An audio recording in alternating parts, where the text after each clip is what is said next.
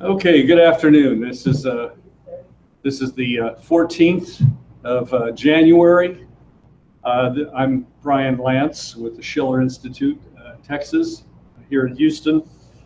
And so we're going to begin today's live stream, which also then is posted and available afterwards. People are still coming into the room, which is fine, but we're going to go ahead and get started.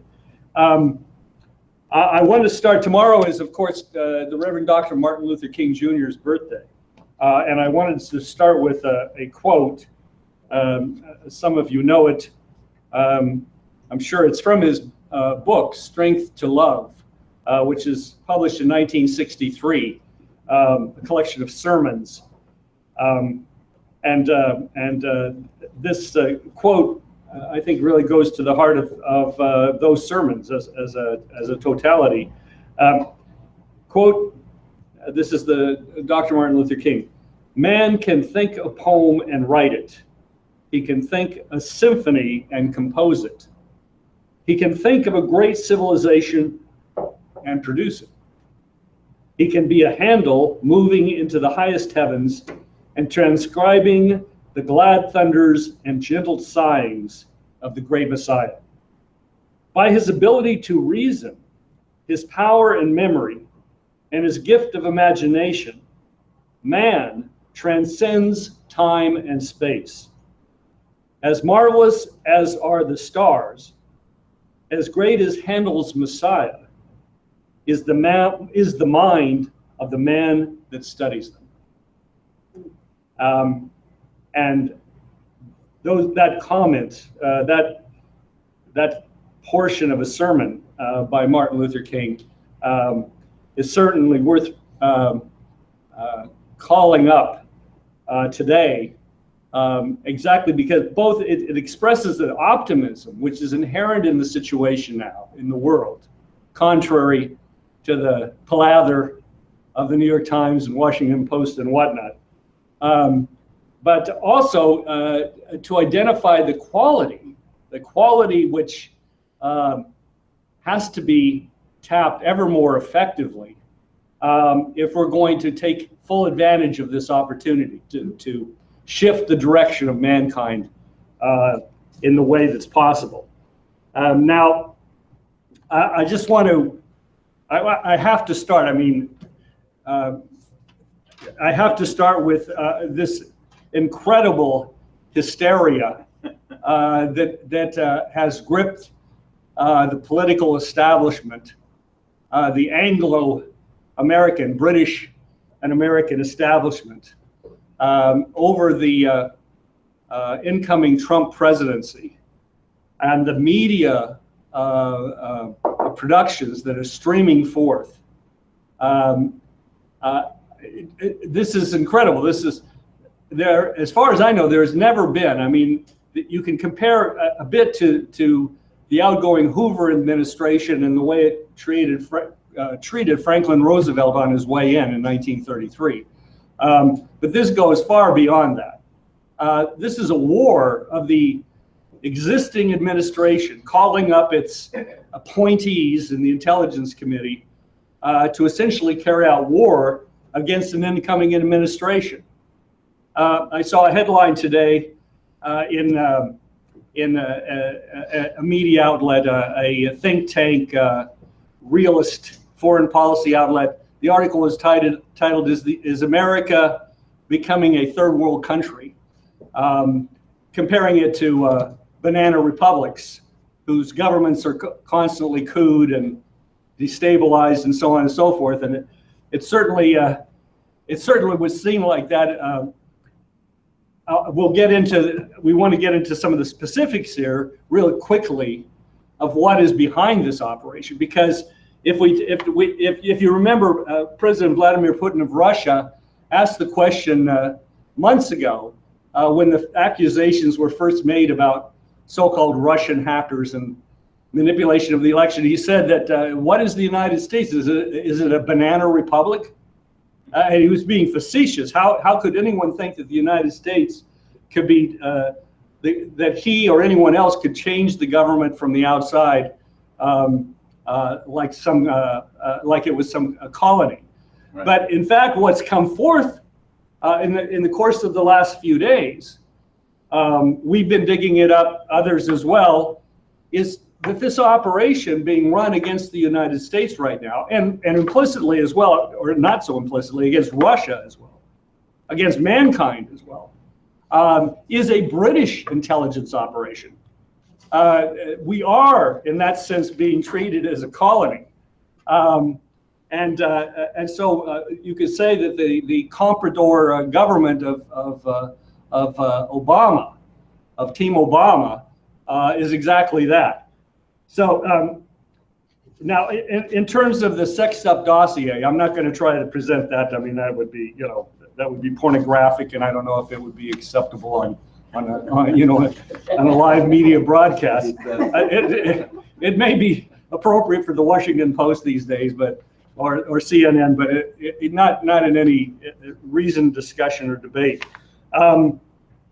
This sexed up dossier, as some of you may know, ends up having been, I mean, this is just publicly acknowledged, of having begun with research, a research team called Fusion GPS.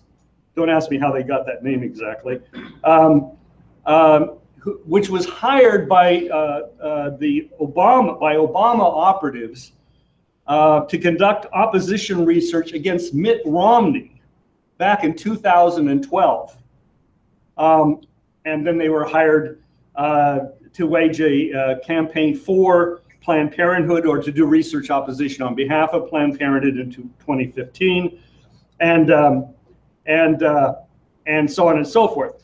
The gentleman that founded this was a gentleman named Simpson, who happens to be a former, Glenn Simpson, a former Wall Street Journal reporter.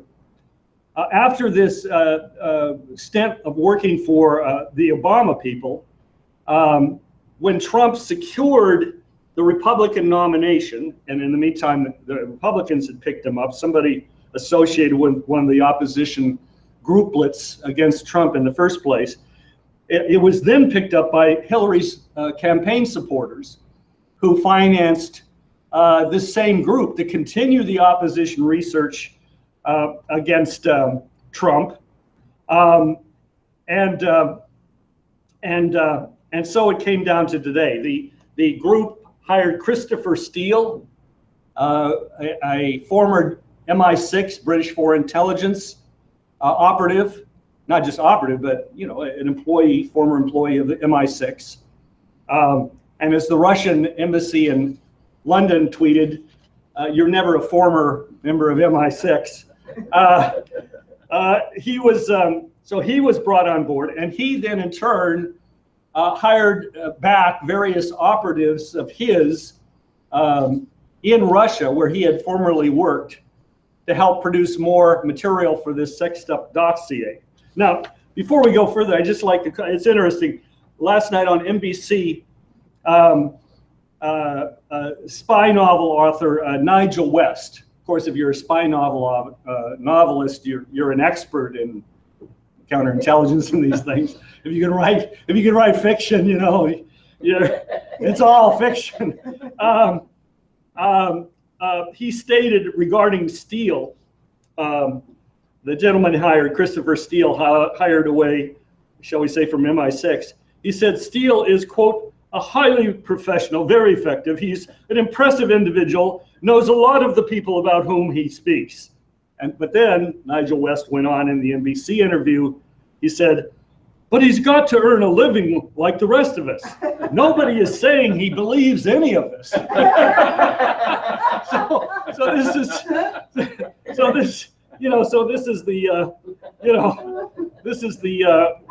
what can you say? Kind of cover your ass, CYA going on already over the the background of all this. Now, again, you could say, okay, when am I MI6 agent? I mean, what's that? But then we have, as the London Guardian, by the way, who's now raising the fact that Trump could be impeached for this fictional dossier, all right? But the London Guardian published, this is just the other day, published that the former British ambassador to Russia, Sir Andrew Wood, oh, I'm sorry, this is the London Times. The Guardian also, I'm sure by now has covered it as well, but that he spoke, Sir Andrew Wood, the former ambassador from Britain to Russia, spoke to US Senator John McCain at an International Security Council conference in Canada in November of last year, of 2016, and brought to his attention the sex and other allegations against Trump, which was a subject that needed investigation. And if you know, as you may know, McCain was one, then directly turned over this dossier, which eventually wound its way to him, turned it over to Comey at the FBI. So this is what we're dealing with in terms of a pedigree of this operation, and the consequence is not, you know, set aside Trump for a moment as an individual. That's our concern here, of course, is the direction of the country, because in fact the Trump election itself, and we can come back to details on this hoax step operation if people are interested, but the Trump election victory was a defeat of globalization. It was a vote by the people of the United States against the impact of globalization over the last decades. It was a final eruption of revolt.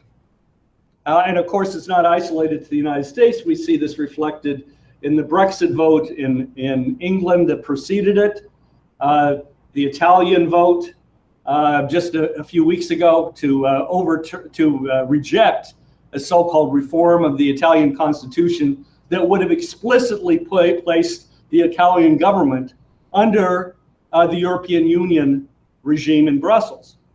And that was rejected by the Italian people. And so on and so forth. So you have this spreading revolt in the transatlantic area, that is Europe and the United States, against the impact of what? Of the neocons. I mean, you think about the disaster of the United States over the Bush-Obama years, of these neocon policies of globalization, perpetual war, regime change, colored revolutions, and so forth, has landed us absolutely, and the world, in a horrific situation. And taking that into account, then, when we look then at Syria and the decision by President Putin of Russia to intervene on behalf of the sovereign government, the sovereign elected government of Syria, to defend it against terrorism, terrorist organizations, terrorist grouplets financed from outside the country, Saudi Arabia, Britain, the Obama administration, Qatar, and so forth, right, to intervene to stop this foreign invasion. Remember, most of these so-called troops, opposition troops, are not Syrian. They're from outside the country. We're talking about tens of thousands. The figure I last saw was 40,000, but whatever the figure actually is, it was an invasion, literally. And that intervention by Russia, beginning last September, was singular in its impact. Singular in that it disrupted this ongoing pattern of wars, which started with George W. Bush's invasion of Iraq for no reason. The invasion of Iraq, supposedly to fight Al-Qaeda and so on and so forth. But Al-Qaeda was not even there. It is now, but it wasn't there at the time. And to take out weapons of mass destruction, which, as we know, were not there. So this neoconservative disaster is what, in fact, elected Trump. and this is something emphasized by Helga LaRouche in her remarks in Sweden just a few days ago.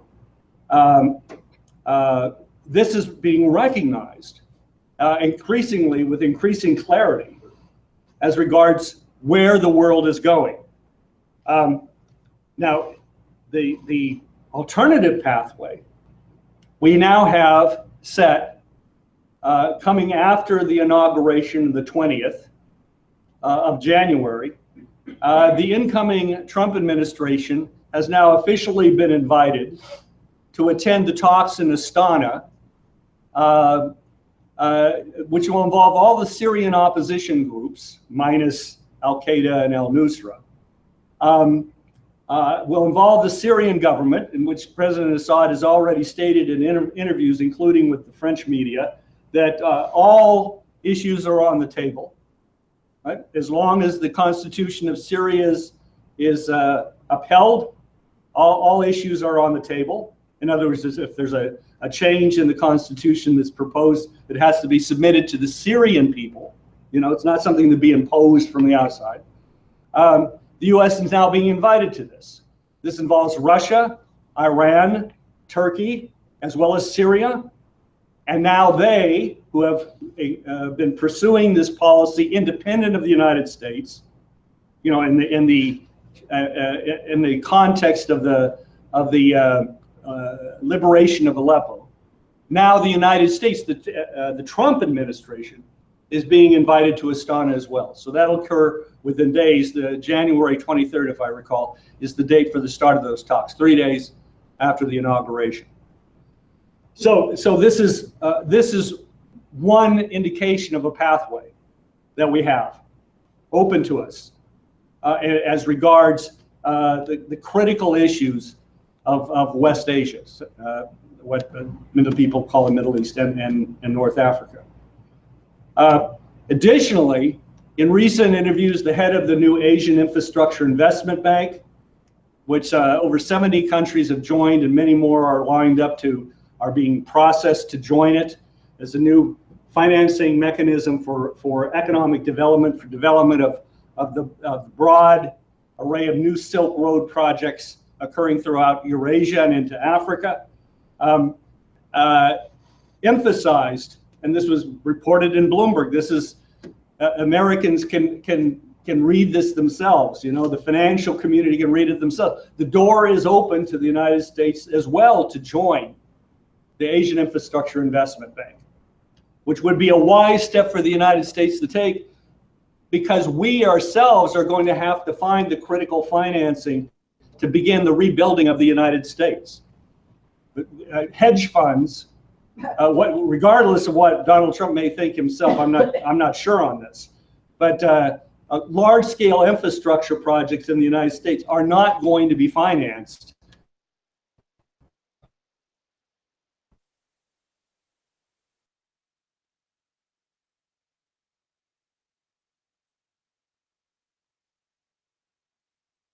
to make large investments back into the United States, and in one transfer back into the United States. So more can be said on that, but I just want to indicate it's very provocative, but it's very true that with the creation of Glass-Steagall in the United States, the passage of that by Congress, then have, with a reorganization of the financial system, the way with institutions like the Asian Infrastructure Investment Bank and with companies and countries that would allow for such a technology transfer. A driver, one of several technology drivers, I wouldn't say necessarily science drivers, but technology drivers for the US economy. Now, let me just go here to the TransAqua project, because that was just announced. Mike, could you? It's one of the last I'm jumping here to. I just have a few projections here. Just a few days ago, By the way, on the 10th of January, the Djibouti-Ethiopia Railway was opened up. This has employed 20,000 Ethiopians, 750 kilometers.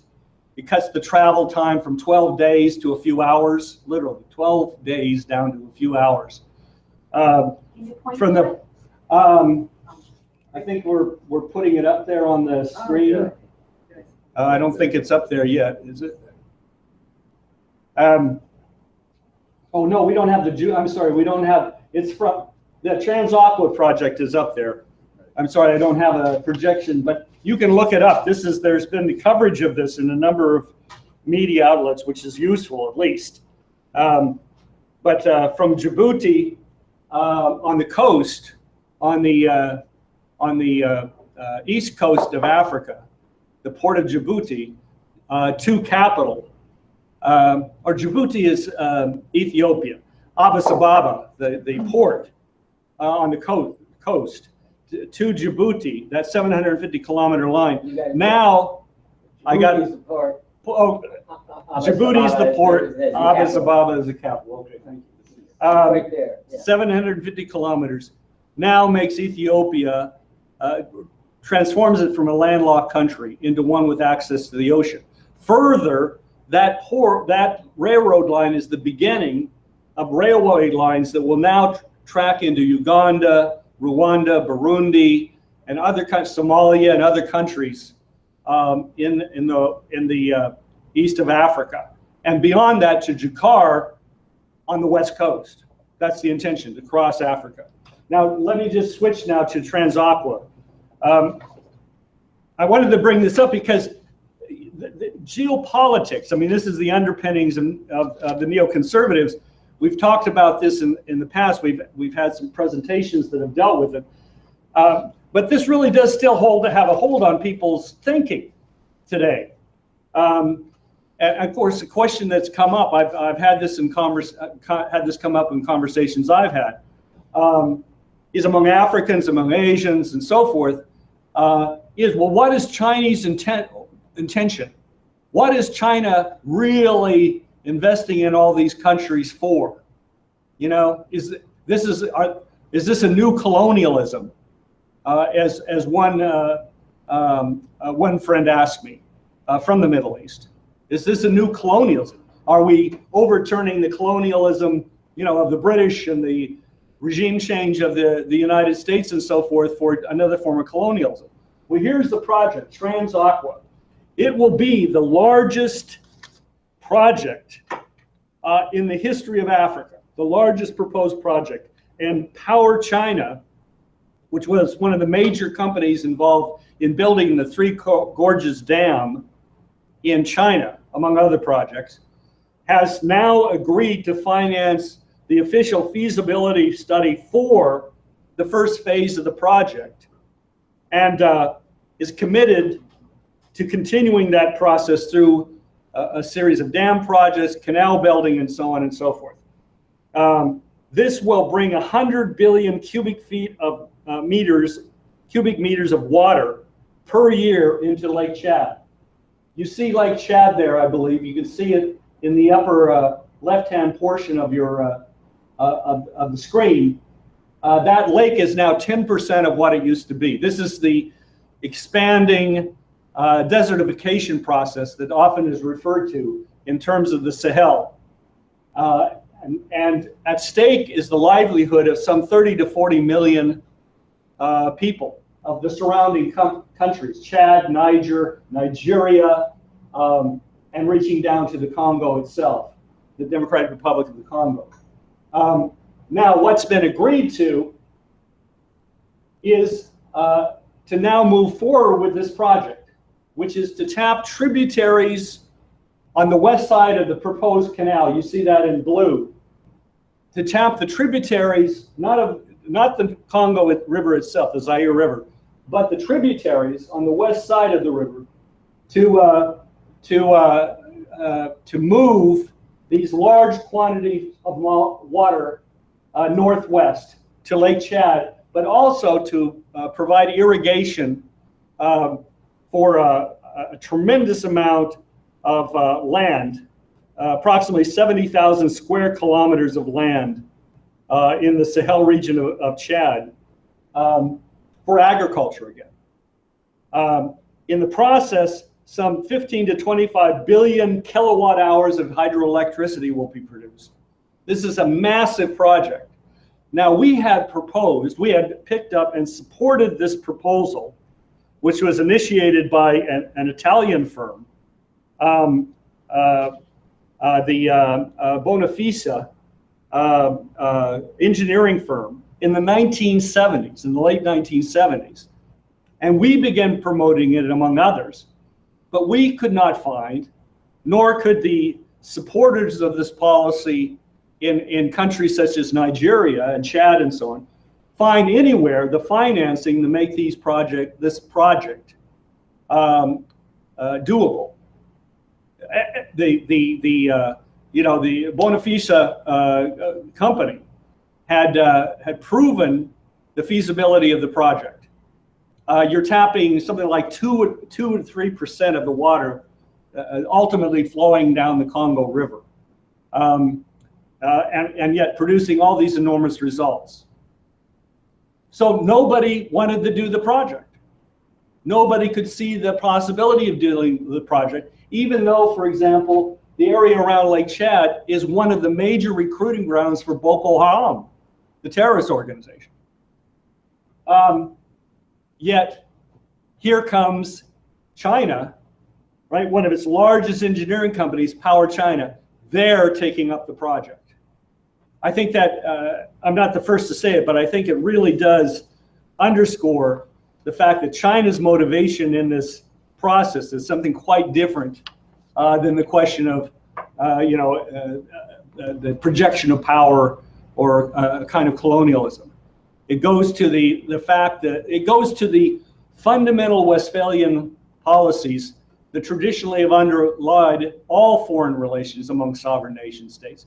That is to seek the best, the betterment of the other, as it was underscored in the Treaty of Westphalia itself, that ended the 30 Years' War. So, I wanted to, just insert that into our discussion here. That on the one hand, we're looking at a British foreign intelligence operation, again into the United States, right? With its supporters, obviously, in what used to be called the Eastern Establishment of the United States. On the other hand, if you step back and look at what China and as well Russia are doing in collaboration with other nations, India, Pakistan, many other nations, including in the Americas, including, for example, in South America in terms of projects. This represents an entirely new paradigm, as we've been underscoring, which the United States certainly can join. And that's the potential pathway that can be taken with the incoming new administration. Not that we know that. We don't know the mind of Donald Trump, and we certainly don't know how all of this is going to sort out. But the point, our point is, we as the American people need to be jumping into the situation now to shape this outcome.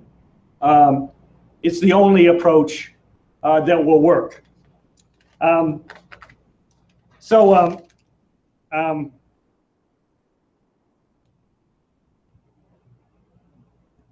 Now let me then just turn to,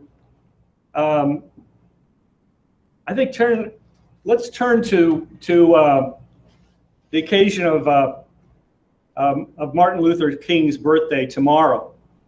At least have that in the back of our mind here as we go forward in this discussion. We're stressing two important, powerful tools right now. One I already referred to briefly. And the second I'll come to in a moment. The first is the initiative for Glass-Steagall, the reenactment of Glass-Steagall by the US Congress and President. As you came in, there's a statement released, a group called Our Revolution.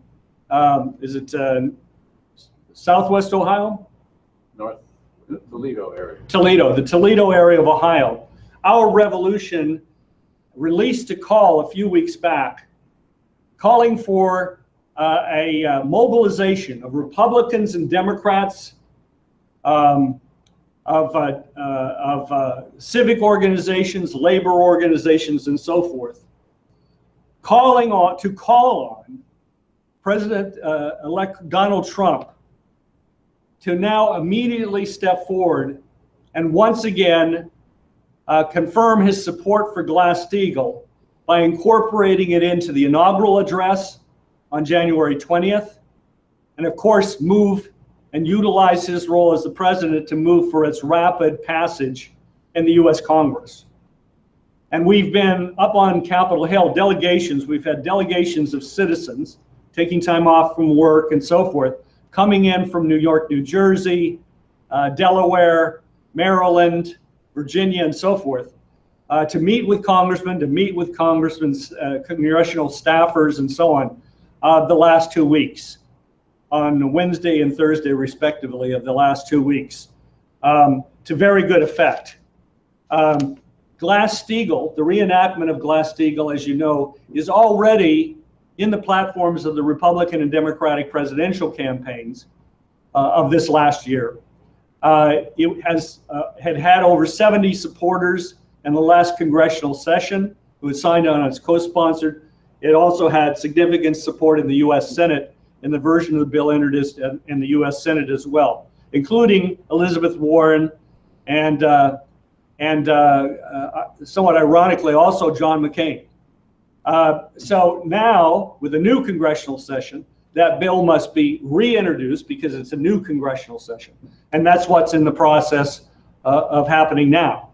But the initiative by a group of individuals, largely former supporters of Bernie Sanders' presidential campaign, to launch this positive initiative, calling on basically the country to come together around implementing Glass-Steagall is something that we have taken up, LaRouche PAC as well, and as I said, labor organizations and others, Trumka spoke to this, labor leader Trumka and others, that this is the way forward. You know, as opposed to, for example, a endless protest over Obamacare or something like that, you know, which means effectively defending higher and higher rates of health insurance, you know, premiums, larger and larger co-pays, and declining health care, all brought to you by, you know, basically hedge funds that own insurance companies, rather than getting in on the wrong side of a very messy situation. Instead, go to the heart of the problem, which is to reorganize the financial system at its root, to initiate then the process of economic reconstruction, really, of the entire nation.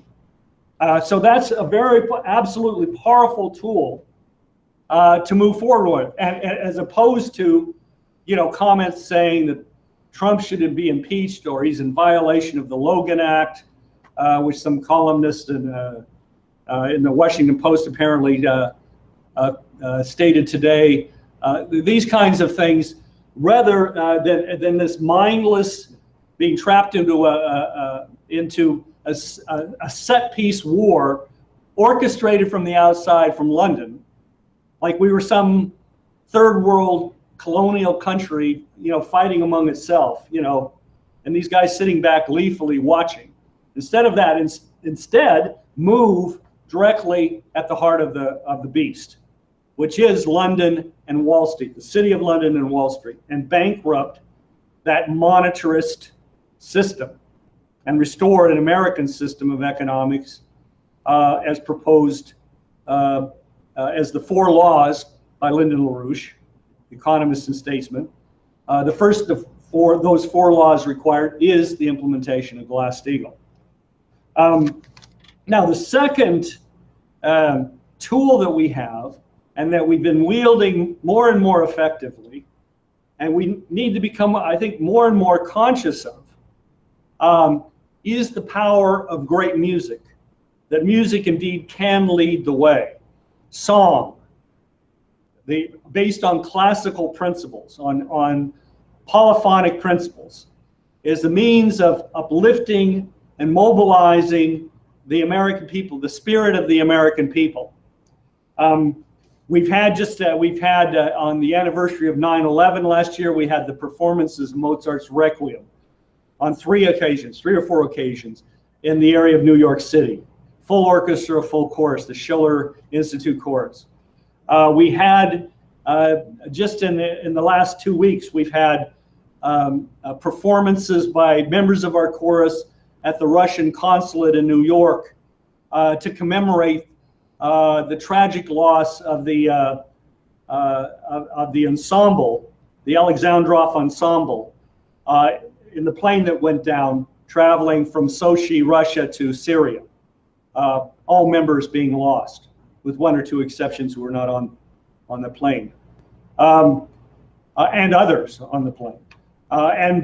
In this context in which there's these wild accusations of Russian hacking going on, vicious, we intervened to say no. There's a higher principle here, while Obama, was kicking 35 Russians out of the United States over purported hacking, which is no evidence has ever been presented to anyone, not even to the Congress, not even to the House Intelligence Committee. According to the chairman of the House Intelligence Committee, they have received no evidence from the Intelligence Committee, from the intelligence community, rather, or from the President of the United States. I thought they got a 35-page report. I'm being asked, well, didn't they receive a 35-page report? Well, no, that's the sex stuff dossier. I was discussing this a little bit earlier. Right. This dossier reads like, I don't know what to compare it to. It's Trump, prostitutes in Moscow, and it's just golden showers. I won't even talk about that. And this is presented, and as I quoted Nigel West, look, this guy Simpson, Simpson and this guy Steele both, they've got to make money. It doesn't mean they necessarily believe in it. The guys that produce this stuff. Yet this is already being cycled and recycled and treated as if it's something real. But look, Clapper, if you didn't note this, these things you can miss because of all this noise and smoke and fog of war. But the Director of National Intelligence, the DNI of the United States, Clapper, personally called up Donald Trump, President-elect Donald Trump, and told him that the U.S. intelligence community had nothing to do with this 30-page dossier, that they had not been vetted by them. He apologized for anything to do with this document in terms of any implication that the intelligence community has anything to do with it whatsoever, and so on and so forth. And he released officially on defense as Director of National Intelligence an official statement, which is on their website, to that effect, directly to that effect. You can read it yourself. It's there.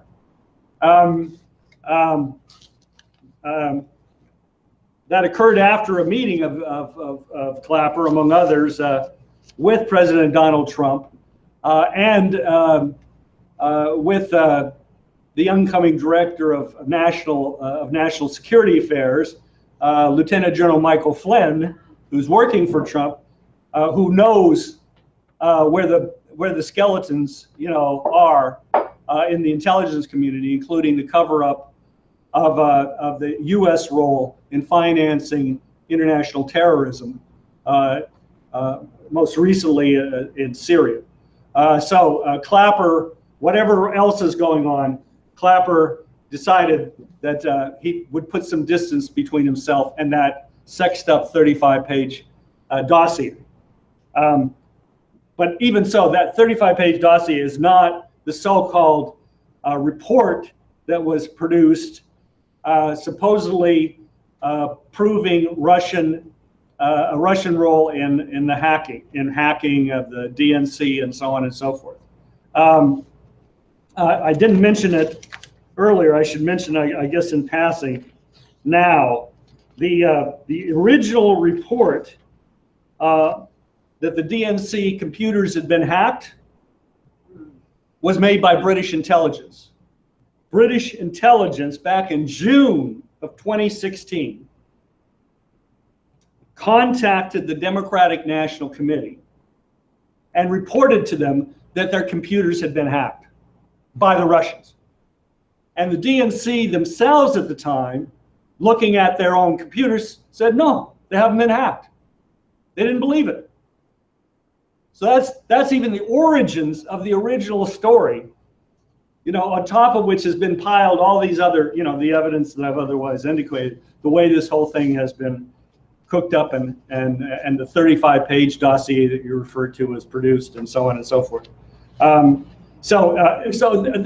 this is just slop and incompetence on, I mean, you know, in a certain sense you could say that, I mean, this is, you know, if this is the enemy's capabilities, I mean, they're losing. I mean, but we've got to get this out to the American people. But as I was saying, while President Obama was throwing Russian consul officials and embassy officials out of the country, we went to the consulate in New York and sang the Russian national anthem and other pieces there at the consulate to honor the death of the tragic death of the Alexandrov ensemble and the others on that plane, that Russian plane from Sochi to Syria.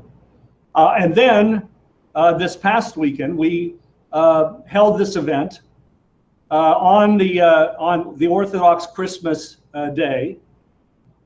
We held at the Teardrop Memorial, which had been donated by Russia, and if I remember, commemorated in 2005 or 2006. I think it was 2006. I mean, inaugurated in 2006. The Teardrop Memorial, which has the names on it of all the individuals who lost their lives in 9/11 in New York City and Washington, D.C. and so forth. We went there and again presented with the New York Police Department Honor Guard, with members of the fire departments of New Jersey and New York and others. Again, the Schiller Institute Chorus performed. Again, the Russian national anthem, the American Star Spangled Banner, and so forth. These two events, which we filmed, have gone viral on the internet. Over it's now some time ago, so these figures are old, but over 350,000 people watched the videos of the consular event in New York City, and a similar number since have watched the videos of the event in the middle of this driving snow, you know, on the Orthodox Christmas Sunday, where in both cases representatives of the Russian government officially greeted our efforts. In Bayonne, New Jersey, where the Teardrop Memorial is, it was the Deputy Secretary of the United Nations, the #2 man in the Russian delegation to the United Nations, who was there for that memorial. That is the power of song. That is the power that we're now wielding and increasingly must wield, because it touches the soul. Thousands of people commented in the commentaries, you know, on YouTube and so forth. People can comment, you know, in Russian, in Cyrillic, and English. So, you know, oh, this represents such a bridge, you know, between our nations and so forth. This is the hope of the future. Remarks of this kind. The remarks of the New York Police Department official, Lieutenant Giorgio, I believe. The other individuals that spoke, Terry Strada of the 9/11 family spoke at the event. All of this was part of what was filmed, along with statements in both cases from Helga LaRouche, is the founder of the Schiller Institute.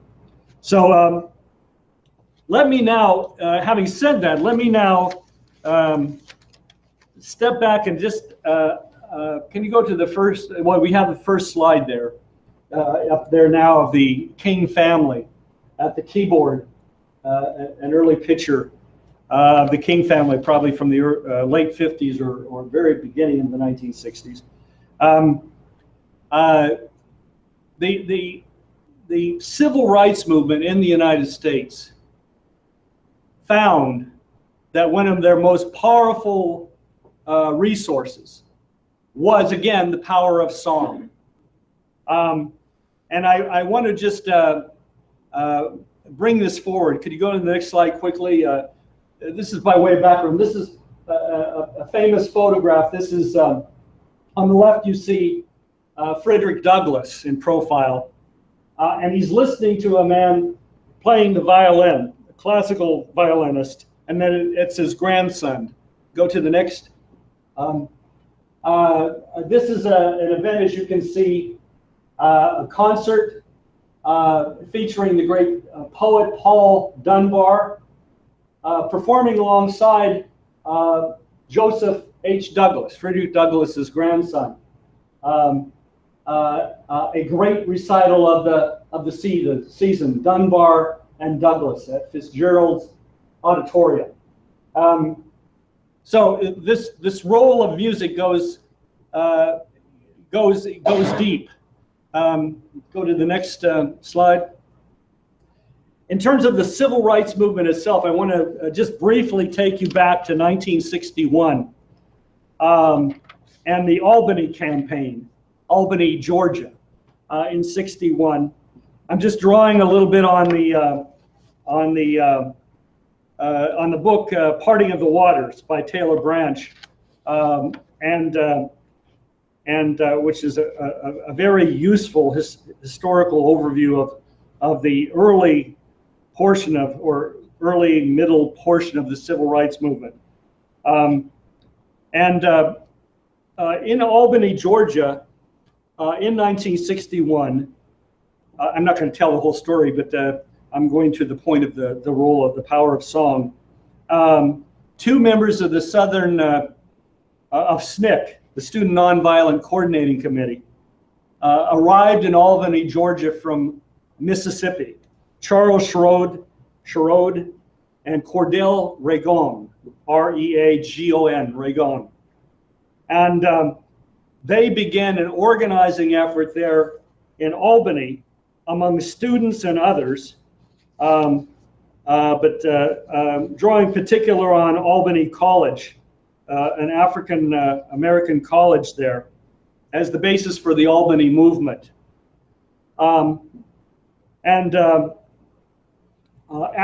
At the end of 1961, as school was being let out, there's a backstory to this, and the organizing that they were doing and so forth. Students went to the bus station, as you might imagine, to catch buses to go home for the end of the school year. In fact, the president of the college went there to try to make sure that there would not be a desegregation, another effort at desegregating the bus depot, which had been attempted earlier by Sherrod and Ragon and their supporters, to make sure that the African American students went and used only the colored waiting area and so on and so forth, colored restrooms and so on. Well, two of the students refused to do that and were arrested. And the arrest of the two students immediately galvanized the Albany Black community. And an event was held, a rally, a meeting at one of the major churches to strategize, to determine what needed to be done or not being done. And the community was very divided. You know, the role of the SNCC organizers was not something that was greeted wholeheartedly. And of course, there was efforts to say, no, let's pass on this. Let's move on. We don't need this conflict. We don't need this crisis, and so on and so forth. Well, Sheridan and Reagan, particularly Cordell Reagan, who was rather extroverted himself, apparently, and had a very nice tenor voice. He found in the workshops that SNCC was holding there in Albany, two gifted singers, both of them preachers' daughters, who were studying voice with the hope of becoming opera singers, like Marian Anderson and so forth. And so at this meeting, at the church there in Albany, that was called to deal with this situation, the SNCC members asked to sing to the gathering community meeting. And by pre-arrangement, no one played the piano or organ. Simply the SNCC members and ladies, recruits, came forward and began a series of songs. I'll just read here from Parting of the Waters.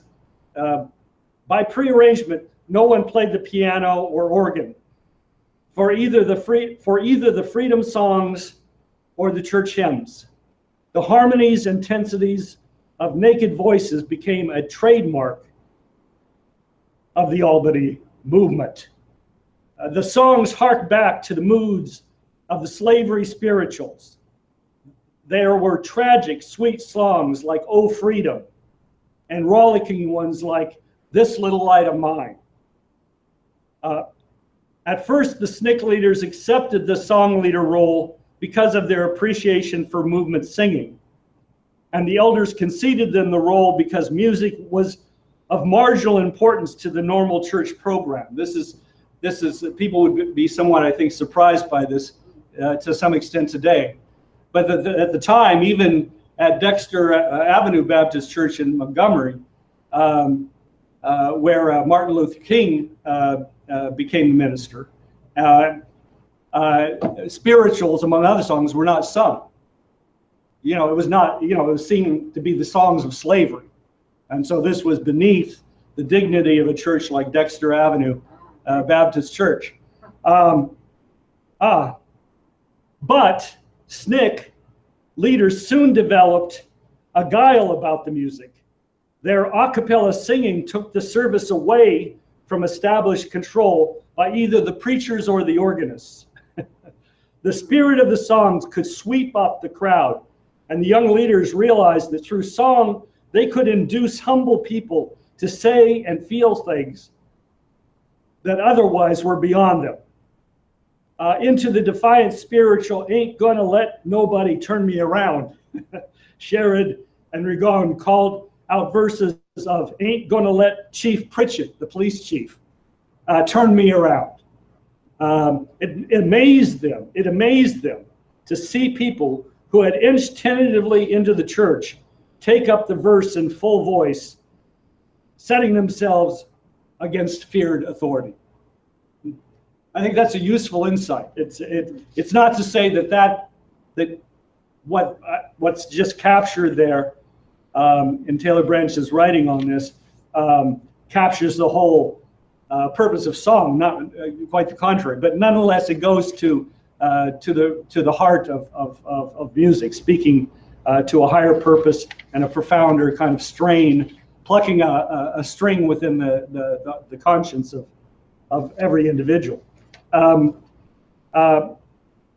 The Albany movement continued to grow, and Martin Luther King arrived in early December, expecting to be there only a matter of a day or two. Let me just pick up again from Taylor Branch briefly here,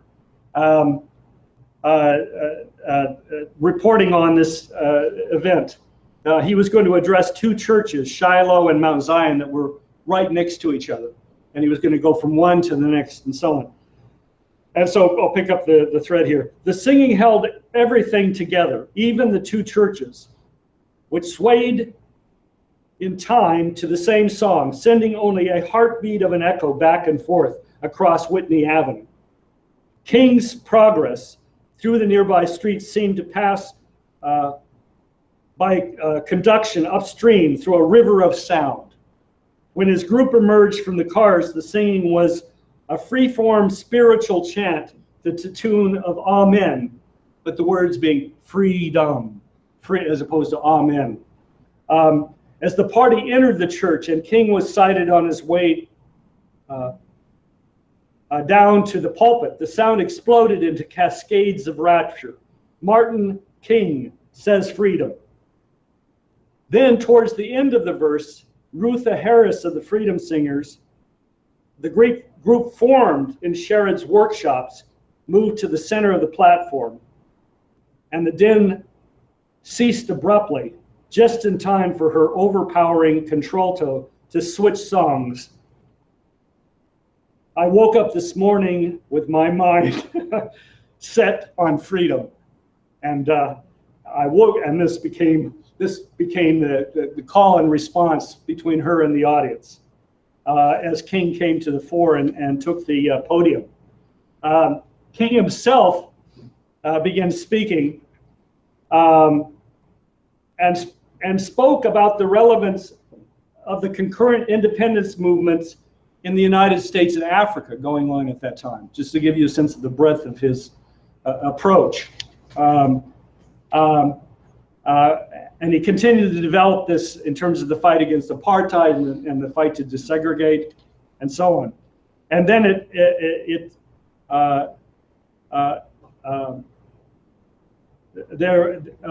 as he built his speech, he asked the question, how long will we have to suffer injustice? And a deep bass voice shouted back from the audience, God Almighty. The old man's cries kept punctuating King's rising how long, not long litany. King was soaring now as he spoke of redemptive suffering, the possibility of martyrdom. But we shall overcome, he cried. And both churches shouted back, shall overcome. The song of that title sprouted softly here and there beneath his oratorical descent. Don't stop now, King admonished them. Keep moving. Walk together, children. Don't you get worried. There's a great camp meeting coming. A song that our own choruses have sung across the United States. And then he reports, suddenly, without the usual cries of jubilation from a hymn or a prophet, King's voice trailed off, and he stepped away from the pulpit. They sang, we shall overcome, swaying, and so on. And again, throughout the civil rights movement, as you know, in these ongoing battles in cities across the South, the gathering place was always back to the church and for the discussion and the singing. And it was a critical tool throughout the civil rights movement. We Shall Overcome itself is, by the way, well, some people think of it as a song that Pete Seeger wrote or associated with in terms of the folk movement and so on. It's actually, the lyrics are from a piece called I'll Overcome Someday, written by Reverend Charles Tindley in 1903. And the melody is a traditional African-American gospel, I'll Be All Right. So just to give you a sense, a little more of a sense of this process. So I wanted to indicate this, but indicated also, we've made a point, Mr. LaRouche in particular has made a point in terms of where we are now. If you look at the United States in the broad sense, the vote, for Trump came from the middle of America. And you know, there's been the commentary on the two coasts as having gone with Hillary, but the vast middle land, if you will, of the United States have gone for Trump. And in rural areas of the United States, the vote was something like 3-1 for Trump across the United States. Why do I bring that up? I bring that up not just to indicate what I think people have some sense of, which is the tremendous devastation throughout the Rust Bucket, coal mining country, farmlands across the United States. Farmers are in tremendous trouble now. Communities, if you go into the rural areas of Texas, go up to Paducah, go up to the Panhandle, and so forth. These times are just drying up and blowing away. Mr. LaRouche's point was we have a responsibility. Our job is to build people up again. And he's speaking of that in terms of the programs of Hamiltonian banking, starting with Glass-Steagall, to reorganize. He's talking about large-scale infrastructure projects on a much larger scale than Trump has heretofore discussed. That's an aspect of it. But it's also, as the SNCC leaders found, and this became really the heartbeat of the civil rights movement, the power of music, the power of song, to touch the spirit, to uplift the souls, to allow people to rediscover themselves, in themselves, their own humanity, their own capacity, not only to hear, but to produce beauty. And this is ever more importantly now, an aspect of what is going to be required going forward.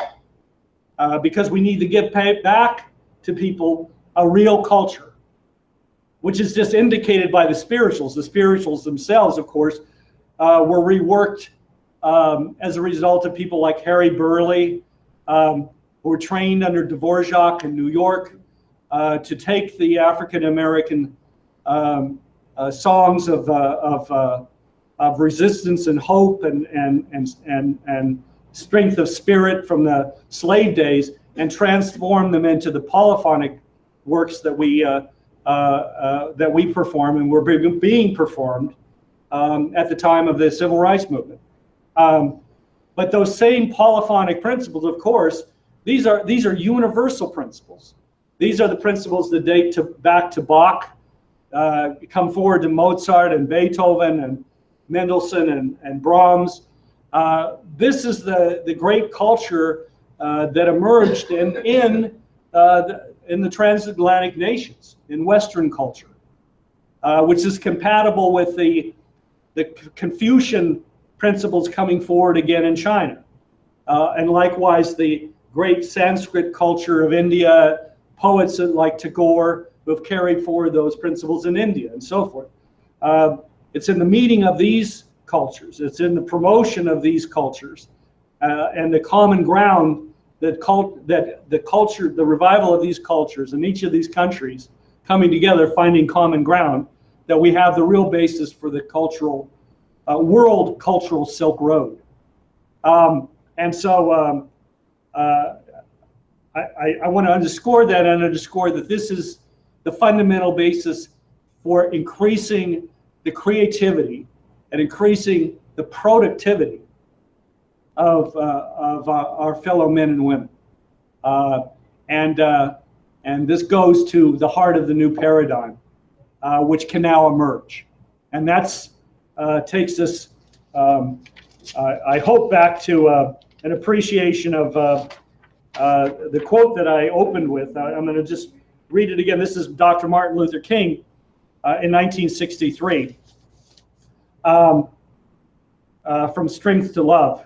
He said, "Man can think a poem and write it. He can think a symphony and compose it. He can think of a great civilization and produce it.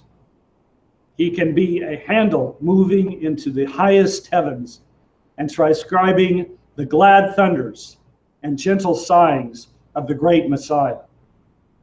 By his ability to reason, his power and memory, and his gifts of imagination, man transcends time and space. As marvelous as are the stars, as great as is Handel's Messiah, is the mind of the man that studies them. So I'll conclude my remarks, and for those here in Houston who are taking in this stream, we have our event this Thursday at the Tracy G. Community Center. Tracy G. is sponsoring the event. We're providing the program, the Schiller Institute. It's an evening of music, poetry, and drama, and it looks like a little dance as well. Some Chinese traditional dance is being added to the program as well. But that's at Tracy G. Community Center, and that's this Thursday, January 19th. That begins at 6 p.m. and runs till approximately 8:30. So that's free and open to the public, and we hope to see you all there, and let your friends know and invite them as well. So thank you for your attention. Can you hold up the book so we can Oh yeah, the book that I was quoting from, I'm not saying this is the final word, but Parting of the Waters. America in the King years, 1954 to 1963. Really to the run-up to the civil right, the signing of the Civil Rights Bill. The author is Taylor Branch. Great deal of research into the book. A lot of engaged many of the participants in the civil rights movement, and in his work in preparing the book. Questions, comments? Are we online or offline? We're still online. Okay. Yeah, that's good. Just a backstory on the Dexter Avenue Baptist Church in Montgomery. Pete Marcia mentioned that you knew this story. The minister who was that preceded Martin Luther King was Vernon Johns, who was a very outspoken, courageous man. And anyway, there's a lot of stories to be told. He had a great influence on the early civil rights movement. But he attempted to introduce the spirituals into the church, and the deacons would have nothing to do with it. He couldn't get the organist to play the spirit. He went to the point of saying, and we will now sing, and he would name a spiritual and turn to the organist to play, the starting notes, which the organist fully knew. But the organist just froze, would not touch the keyboard.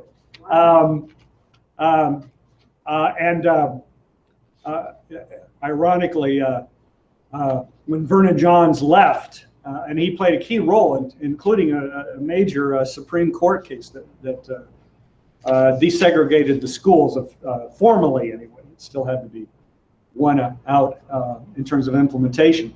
But when he left, the deacons and other leaders of the church at Dexter, which is a very important church in Montgomery, were not about to have another Vernon Johns leading their church. And so who did they end up finding but a very polished young man who they thought would follow the leadership of the deacons, Dr. Martin Luther King. That is amazing. So it's interesting to know about Johns is that this guy was an intellect of the highest order. He was famous not simply because he was a good preacher, but right. because he knew all of classic poetry.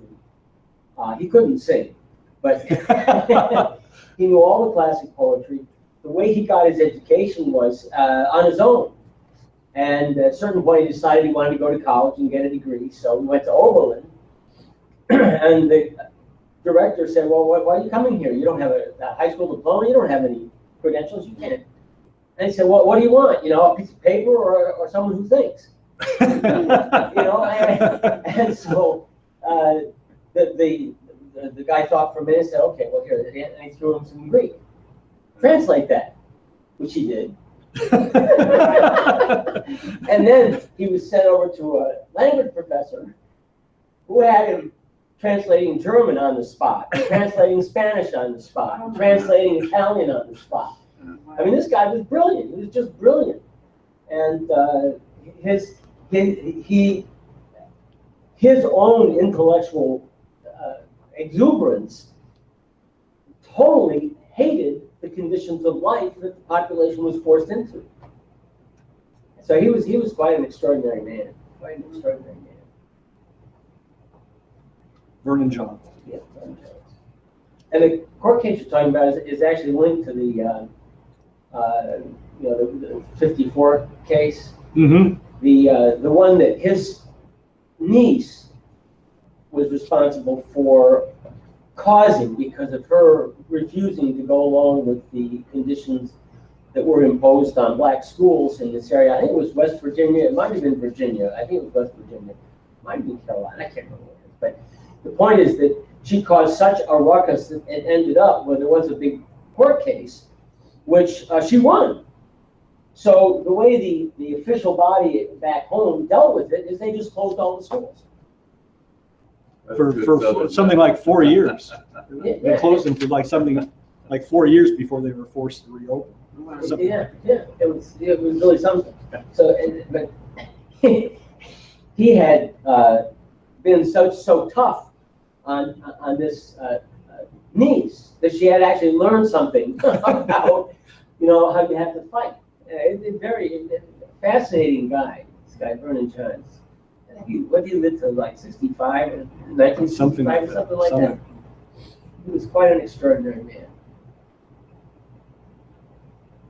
All right, well, if there's not further discussion, we'll end the live stream at this point.